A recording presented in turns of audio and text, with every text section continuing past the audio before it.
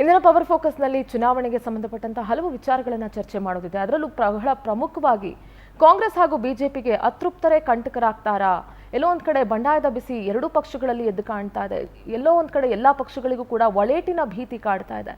ಇದೆಲ್ಲದರ ಬಗ್ಗೆ ಕಂಪ್ಲೀಟ್ ಆಗಿ ಚರ್ಚೆ ಮಾಡ್ತಾ ಹೋಗೋಣ ಇಂದಿನ ಪವರ್ ಫೋಕಸ್ನಲ್ಲಿ. ಲೋಕ ಅಖಾಡದಲ್ಲಿ ಬಿಜೆಪಿಗೆ ಬಂಡಾಯದ ಬಿಸಿ ತುಪ್ಪ. ಬಿಜೆಪಿಯ ಟಾರ್ಗೆಟ್ 28ಕ್ಕೆ ಬಿಜೆಪಿ ನಾಯಕರೇ ಅಡ್ಡಿಯಾಗುವಂತಹ ಎಲ್ಲ ಲಕ್ಷಣಗಳು ಕೂಡ ಕಾಣಿಸ್ತಾ ಇದೆ. 6ರಿಂದ 7 ಕ್ಷೇತ್ರಗಳಲ್ಲಿ ಕಮಲಕ್ಕೆ ಬಂಡಾಯ ಬೂದಿ ಮುಚ್ಚಿದ ಕೆಂಡತ್ತರ ಆಗಿದೆ.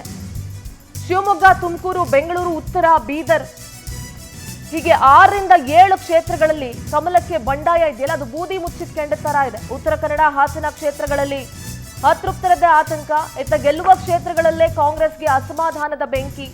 ಸುಲಭದ ಕೈತುತ್ತು ಎನ್ನಲಾಗ್ತಿದ್ದ ಕೋಲಾರದಲ್ಲಿ ಜ್ವಾಲಾಗ್ನಿ ಇನ್ನೂ ಕೂಡ ಹಾಗೆ ಇದೆ. ಬಾಗಲಕೋಟೆಯಲ್ಲಿ ಟಿಕೆಟ್ ವಂಚಿತ ವೀಣಾ ಕಾಶಪ್ಪನವರು ಕುದಿತಾ ಇದ್ದಾರೆ. ದಾವಣಗೆರೆಯಲ್ಲೂ ಕೂಡ ಟಿಕೆಟ್ ವಂಚಿತ ವಿನಯ್ ಕುಮಾರ್ ಕಿಡಿಕಾರ್ತಿದ್ದಾರೆ. ಲೋಕ ಅಖಾಡದಲ್ಲಿ ಕೈ ಕಮಲಕ್ಕೆ ಅತೃಪ್ತರೇ ಕಂಟಕವಾಗುವಂತಹ ಎಲ್ಲ ಸಾಧ್ಯತೆಗಳು ಕೂಡ ಇದೆ.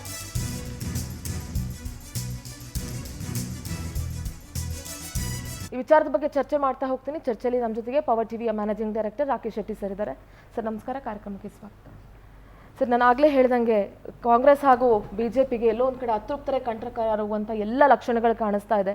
ಎಲ್ಲೊಂದು ಕಡೆ ಒಳೇಟಿನಿಂದನೇ ಅವರವರ ಪಕ್ಷದ ಗುಂಡಿಯನ್ನು ಅವರವರೇ ತೋಡ್ಕೊಳ್ತಾರೇನೋ ಅಂತ ಅನ್ನಿಸ್ತಾ ಇದೆ. ಏನು ಹೇಳ್ತೀರಿ sir? Last time B J ಪಿಯಲ್ಲಿ ವಿಧಾನಸಭೆ ಎಲೆಕ್ಷನ್ ಯಾವಾಗ ಬಂತು ಆವಾಗಲೂ ಇದೇ ರೀತಿಯ ಪರಿಸ್ಥಿತಿ ಆಯಿತು.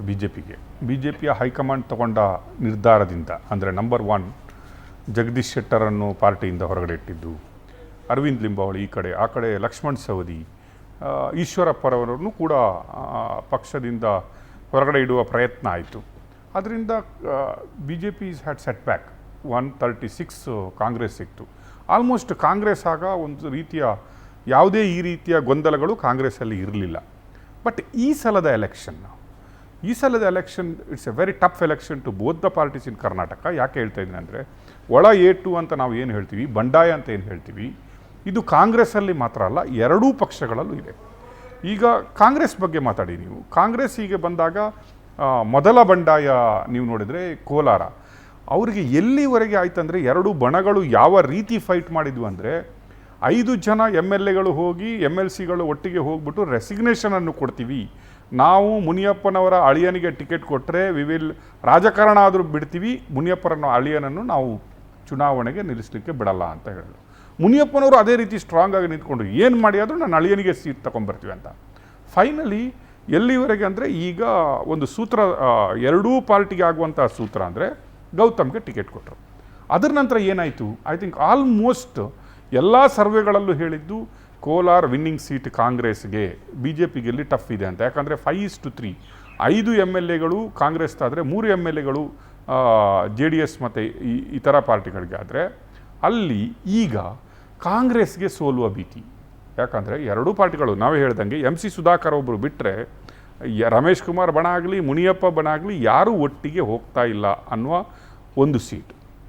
ನೆಕ್ಸ್ಟ್ ಬನ್ನಿ ಚಿಕ್ಕಬಳ್ಳಾಪುರ ಕ್ಷೇತ್ರಕ್ಕೆ ಬಂದರೆ, ಬಿ ಜೆ ಪಿಯಲ್ಲೂ ಸ್ವಲ್ಪದ ಮಟ್ಟಿಗೆ ಈಗ ಆ ಏನು ವಾಗ್ವಾದ ಇತ್ತು ವಿಶ್ವನಾಥ್ ಮತ್ತು ಸುಧಾಕರ್ ಒಟ್ಟಿಗೆ, ಅದೀಗ ಸ್ವಲ್ಪ ಬಿಡುಗಡೆ ಆಗಿದೆ ಅಂತ ಅನಿಸ್ತಾ ಇದೆ. ವಿಶ್ವನಾಥ್ ಅವರಿಗೆ ಹೈಕಮಾಂಡ್ ಬಂದು, ಅಮಿತ್ ಶಾ ಬಂದು ಆ ಒಂದು ಏನು ಸೂತ್ರವನ್ನು ಮಾಡಿ ಈಗ ಅದೊಂದು ಸ್ವಲ್ಪ ತಣ್ಣಗಾಗಿದೆ ಅಂತ ಹೇಳಿದರು. ಈ ಕಡೆ ರಕ್ಷಾರಾಮಯ್ಯ ಅವರಿಗೆ, ಅಲ್ಲಿಯ ರಕ್ಷಾರಾಮಯ್ಯ ಅವರ ಸೀಟನ್ನು ತನಗೆ ಬೇಕಂತ ಶಿವಶಂಕರ್ ರೆಡ್ಡಿ ಎಲ್ಲಿ ಆಸೆಯಲ್ಲಿದ್ದರು ಗೌರಿಬಿದನೂರಲ್ಲಿ, ಅವರು ಏನು ಅಷ್ಟು ಜೋರಾಗಿ ಎಲೆಕ್ಷನ್ ಇದಕ್ಕೆ ಬಂದಿಲ್ಲ. ಅಲ್ಲಿನೂ ಎರಡೂ ಪಾರ್ಟಿಗಳಿಗೆ ಒಳ ಏಟಿನ ಹೆದರಿಕೆನೂ ಇದೆ. ಇದರಲ್ಲಿ 2 ರೀತಿಯ ಒಳ ಏಟು. ಒಂದು ಸ್ವಾರ್ಥ, ನಮಗೆ ಟಿಕೆಟ್ ಸಿಕ್ಕಿಲ್ಲ ಅಂತ ಎನ್ನುವುದು. ಇನ್ನೊಂದು ಪಾರ್ಟಿ ತನ್ನನ್ನು ರಿಟೈರ್ಮೆಂಟ್ ಸ್ಟೇಜಿಗೆ ತಗೊಂಡೋಗಿದೆ, ನಿಮಗೆ ಟಿಕೆಟೇ ಕೊಡಲ್ಲ ಅಂತ ಹೇಳುವಂಥದ್ದು. ಇನ್ನೊಂದು ತನ್ನ ಪರಿವಾರದವರಿಗೆ ಟಿಕೆಟ್ ಬೇಕಂತ ಹೇಳುವಂಥದ್ದು ಅಲ್ಲಿನಿರಲಿಲ್ಲ. ಈಗ ನೋಡಿ, ನೀವು ಬಂದರೆ Mandya, we should appreciate Mandya ಎಲ್ಲಿವರೆಗೆ ಕಾಂಟ್ರವರ್ಸಿ ಅಂದರೆ ಲಾಸ್ಟ್ ಸ್ಟೇಜ್ವರೆಗೆ Sumalatha versus Kumaraswamy, BJP versus JDS ನಡೀತಾನೆ ಇತ್ತು. ಆಲ್ಮೋಸ್ಟ್ ಕಾಂಗ್ರೆಸ್ ಅವರ ಫಸ್ಟ್ ಸೀಟಲ್ಲೇ ಸ್ಟಾರ್ ಚಂದ್ರು ಅವರ ಹೆಸರನ್ನು ಘೋಷಣೆ ಮಾಡಿದರು. ಹಿಯರ್ ಯು ವೆರಿ ವೆರಿ ಕಮ್ಮಿ ನೋಡಿ, ಸುಮಲತಾ ಅವರು ಪಾರ್ಟಿಯಲ್ಲಿ ಇಲ್ಲದಿದ್ದರೂ ಕೂಡ ಆ ಬಿ ಜೆ ಪಿಗೆ ಅಂಥದ್ದೊಂದು ಪಾರ್ಟಿ ನಿಷ್ಠೆ ತೋರಿಸಿ ಐ ಥಿಂಕ್ ಎಲ್ಲೂ ಕಬ್ಬಿಣದ ಕಡಲೆ ಅಂತ ಹೇಳ್ತಾ ಇದ್ದ ಅಲ್ಲಿ ಆರಾಮಾಗಿ ಅದನ್ನು ಸಾಲ್ವ್ ಮಾಡಿದ್ದಾರೆ. ಸುಮಲತಾ ಇನ್ನು ಕ್ಯಾಂಪೇನ್ಗೆ ಹೋಗ್ತಾರಾ ಅಥವಾ ಕುಮಾರಸ್ವಾಮಿ ಅವರನ್ನು ಕರೀತಾರಾ ಅಥವಾ ಪಾರ್ಟಿಯವರನ್ನು ಯಾವ ರೀತಿಯಾಗಿ ಉಪಯೋಗಿಸ್ಕೊಳ್ತಾ ಇದೆ, that is different. And one more, if you go to Mysuru, we should really appreciate Pratap Simha ಅವರು ಸೀಟನ್ನು ಬಿಟ್ಕೊಟ್ರು. ಒಂದು ದಿನ ಹತ್ರು ಫೇಸ್ಬುಕ್ಕಲ್ಲಿ ಬಂದರು, ತನಗೆ ಅನ್ಯಾಯ ಆಯ್ತು ಅಂತ ಹೇಳಿದ್ರು. ಬಟ್ ನೆಕ್ಸ್ಟ್ ಡೇ ಈ ರಿಯಲೈಸ್ ದಟ್ ಪಾರ್ಟಿ ಡಿಸಿಷನ್, ನಾನು ಪಾರ್ಟಿಯೊಟ್ಟಿಗೆ ಇರಬೇಕಂತ ಯದುವೀರೊಟ್ಟಿಗೆ ಅವರೇ ಹೋಗ್ತಾರೆ. ಈಗ ಬಿ ಜೆ ಪಿಯ ಎಲ್ಲ ಕಡೆ ಹೋಗ್ಬಿಟ್ಟು ತಿರುಗಾಡಿಕೊಂಡು ಕೆಲಸ ಮಾಡ್ತಾ ಇದ್ದಾರೆ. ಸ್ವಲ್ಪ ಆ ಕಡೆ ಬನ್ನಿ, ಮಂಗಳೂರಿಗೆ ಬಂದರೆ ನಳಿನ್ ಕುಮಾರ್ ಕಟೀಲ್ ರಾಜ್ಯಾಧ್ಯಕ್ಷರಾಗಿದ್ದವರು, ಅವರಿಗೆ ಟಿಕೆಟ್ ಸಿಕ್ಕದಾಗಲೂ ಕೂಡ ಬಂಡಾಯ ಹೇಳದೆ ತಾನು ಪಾರ್ಟಿಯ ಆಫೀಸನ್ನು ಬೇಕಾದರೂ ಗುಡಿಸ್ಲಿಕ್ಕೂ ರೆಡಿ, ಪೊರಕೆ ಹೊಡ್ಕೊಂಡು ಬೇಕಾದರೆ ಗುಡಿಸ್ತೀನಿ, ಪಾರ್ಟಿಯ ನಾನು ನಿಷ್ಠಾವಂತ ಕಾರ್ಯಕರ್ತ, ನನ್ನನ್ನು ಒಂದಿನ ಪಾರ್ಟಿ ಇದೇ ರೀತಿಯಾಗಿ ಬೆಳೆಸಿತ್ತು, ಹಾಗೆ ಈಗ ಇನ್ನೊಬ್ಬರಿಗೆ ಕೊಡ್ತಾ ಇದೆ, ಐ ಆಮ್ ಹ್ಯಾಪಿ ಅಂತ ಬಿಟ್ಕೊಟ್ರು. ಈಗ ಬನ್ನಿ ನೀವು ಹಾಸನಕ್ಕೆ.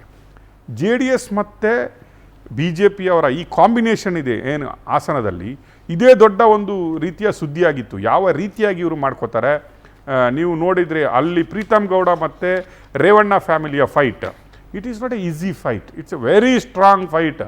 ಯಾವ ರೀತಿಯಾಗೂ ಇದು ಒಟ್ಟಿಗಾಗುವ ಸಂದರ್ಭ, ಅದನ್ನು ಪ್ರೀತಮ್ ಗೌಡ ಓಪನ್ ಆಗಿ ಇನ್ ಪಬ್ಲಿಕ್ ಹೈಕಮಾಂಡ್ ಏನೇ ಡಿಸಿಷನ್ ತಗೊಳ್ಳಿ ನಾನು ಎಗೇನ್ಸ್ಟ್ ಅಂತ. ಈಗಲೂ ಪ್ರೀತಮ್ ಗೌಡ ಒಳಗಡೆ ಏನು ಆ ಸಂಬಂಧ ಬೆಳೆದಿಲ್ಲ, ಅವರು ದೂರನೇ ಇದ್ದಾರೆ, ಮೈಸೂರಲ್ಲಿದ್ದಾರೆ, ಈ ಕಡೆ ಹೇಳ್ತಾರೆ ನನ್ನ ಬೆಂಬಲಿಗರು ಸಪೋರ್ಟ್ ಮಾಡ್ತಾರೆ. ಇಲ್ಲಿ ಎಲ್ಲಿವರೆಗೆ ಬಂತಂದರೆ, ನಿನ್ನೆ ಪ್ರಜ್ವಲ್ ರೇವಣ್ಣ ಅವರು ಸಾರಿ ಕೇಳುವ ಸ್ಥಿತಿಗೆ ಬಂತು. RSS ಮತ್ತು ಕಾರ್ಯಕರ್ತರಿಗೆ ನಾನು ಏನೋ ಗೊತ್ತಿಲ್ಲದೆ RSS ಬಗ್ಗೆ ಮಾತಾಡಿದರೆ ಅದನ್ನು ಕ್ಷಮಿಸಿಬಿಡಿ ಅನ್ನುವ ಸ್ಥಿತಿಗೆ ಬಂತು. Here there is a risky point. ಈ ಒಳ ಒಪ್ಪಂದಗಳು ಕರೆಕ್ಟಾಗಿ ಆಗದೇ ಇರೋದು ಮತ್ತು ಒಳ ಏಟು ಅಂತ ನಾವೇನು ಕರಿತಾ ಇದ್ವಿ, ಹಾಸನದಲ್ಲಿ it is looking very dangerous to JDSನ ಮತ್ತು ಬಿ ಜೆ ಪಿಯ ಮೈತ್ರಿ ಅಭ್ಯರ್ಥಿ ಏನಿದ್ದಾರೆ ಅವರಿಗೆ ಅಷ್ಟು ಈಸಿಯಾಗಿ ಅಲ್ಲಿ ಇಲ್ಲ. ಅಲ್ಲಿಂದ ಸ್ವಲ್ಪ ನಾವು ಮುಂದೆ ಬಂದರೆ ನಾವು ಕೋಲಾರಕ್ಕೆ ಈಗ ತುಮಕೂರಿಗೆ ಬಂದರೆ ರೇವಣ್ಣ ವರ್ಸಸ್ ಮುದ್ದಹನುಮೇಗೌಡರು, ನಮ್ಮ ಸೋಮಣ್ಣ ವರ್ಸಸ್ ಮುದ್ದಹನುಮೇಗೌಡರು. ಸೋಮಣ್ಣ ಯಾವ ರೀತಿಯಾಗಿ ಸೀಟ್ ತಗೊಂಡ್ರು, ಯಾವ ರೀತಿಯಾಗಿ ಪ್ರಬಲ ಪೈಪೋಟಿ ಮಾಡಿದರು, ಯಾವ ರೀತಿಯಾಗಿ ಡೆಲ್ಲಿಗೆ ಹೋದರು, ಯಾವ ರೀತಿಯಾಗಿ ಒಂಥರ ಅವರು ರೆಬೆಲ್ ಆಗಿ ನಿಂತ್ಕೊಂಡು ಸೀಟ್ ತಗೊಂಡಿದ್ದಾರೆ. ನನಗೆ ಸೀಟ್ ಬೇಕೇ ಬೇಕು ಅನ್ನೋದು. ಬಟ್ ಹೈಕಮಾಂಡ್ ಅವರ ಒಂದು ವಿನಂತಿಯನ್ನು ಯಾಕೆ ಮನ್ನಣೆ ಮಾಡ್ತಂದರೆ, ಲಾಸ್ಟ್ ಟೈಮ್ ಅವರಿಗೆ 2 ಸಲ ವರುಣ ಮತ್ತು ಚಾಮರಾಜನಗರ ಎರಡೂ ಕಡೆ ನಿಲ್ಲಿಸ್ಬಿಟ್ಟು ಎರಡೂ ಕಡೆ ಸೋಮಣ್ಣನವರು ಸೋಲ್ತಾರೆ. ಹೈಕಮಾಂಡ್ನ ಏನು ನಿರ್ಧಾರ ಇದೆ ಅದನ್ನು ಪಾಲಿಸ್ತಾರೆ ಅವರು. ಈ ಸಲ ಅವರಿಗೆ ಕೊಟ್ಟಿರೋದು ಯಾವುದು, ನಮ್ಮ ತುಮಕೂರನ್ನು ಅವರೇ ಕೇಳಿ ಪಡ್ಕೋತಾರೆ. ಮುದ್ದಹನುಮೇಗೌಡ ವರ್ಸಸ್ ಈಗ ಸೋಮಣ್ಣ. ಅಲ್ಲೇನಾಗಿದೆ, ಮಾಧುಸ್ವಾಮಿ ವಾಸ್ ದ ಆಸ್ಪಿರೆಂಟ್. ಅದೇ ಸೀಟಿಗೆ ಸೋತ ಮಾಧುಸ್ವಾಮಿ ಅವರು ತನಗೆ ಸಿಗಬೇಕು, ನಾನು ಸೆಂಟ್ರಲ್ MP ಆಗಿ ಹೋಗಬೇಕಂತ ಯಾವ ಖುಷಿಯಲ್ಲಿದ್ದರು, ಅವರಿಗೆ ಅದು ಸಿಕ್ಕಿಲ್ಲ. ಈಗ ಅಲ್ಲಿ ನೋಡಿ, it is A very dangerous position. ಈಗ ಯಾಕಂದರೆ ಮಾಧುಸ್ವಾಮಿ ಅವರು ಬರ್ತಾ ಇಲ್ಲ, ಮಾಧುಸ್ವಾಮಿ ಅವರು ಕಾಂಗ್ರೆಸ್ ಒಟ್ಟಿಗೆ ಇದ್ದಾರೆ ಅಂತ ಕೆಲವು ನ್ಯೂಸ್ಗಳು ಹೇಳ್ತಾ ಇದ್ದಾರೆ. ಮಾಧುಸ್ವಾಮಿ ಅವರು ಎಲ್ಲೂ ಓಪನ್ ಕ್ಯಾಂಪೇನಿಗೆ ನಿಂತ್ಕೊಂಡಿಲ್ಲ. ಅಲ್ಲಿ ಲಿಂಗಾಯತರ ಓಟು ಮಸ್ಟ್ ಸೋಮಣ್ಣನಿಗೆ. ಮಾಧುಸ್ವಾಮಿ ಅವರಿಗೆ ಚಿಕ್ಕನಾಯಕನಹಳ್ಳಿ ಮತ್ತು ಇತರ ಸುತ್ತಮುತ್ತ ತನ್ನದೇ ಆದ ಒಂದು ಕಾರ್ಯಕರ್ತರಿದ್ದಾರೆ, ಮತದಾರರಿದ್ದಾರೆ. ಇದೆಲ್ಲ ಇರುವಾಗ ತುಮಕೂರಲ್ಲಿ it is A very tough competition. ಈಗ ಮುದ್ದಹನುಮೇಗೌಡರು ಅಷ್ಟೇ ಆ ಕಡೆಯಿಂದ ಹೋಗಿ ಈ ಕಡೆ ಬಂದಿದ್ದಾರೆ ಅಂತ ಹೇಳುವ ನ್ಯೂಸ್ಗಳು ಇದೆ. ಬಟ್ ಸೋಮಣ್ಣನವರಿಗೆ ಇಲ್ಲಿ ಒಳ ಏಟು ಅಂತ ನಾವು ಏನು ಹೇಳ್ತೀವಿ, ಆ ಒಳ ಏಟಿನ ಏನು ಸ್ಟ್ರಾಂಗ್ ಎಫೆಕ್ಟ್ ಆಗ್ಬೋದು ಅನ್ನುವ ಸ್ಥಿತಿಯಲ್ಲಿ ಈಗ ಸೋಮಣ್ಣವರಿದ್ದಾರೆ.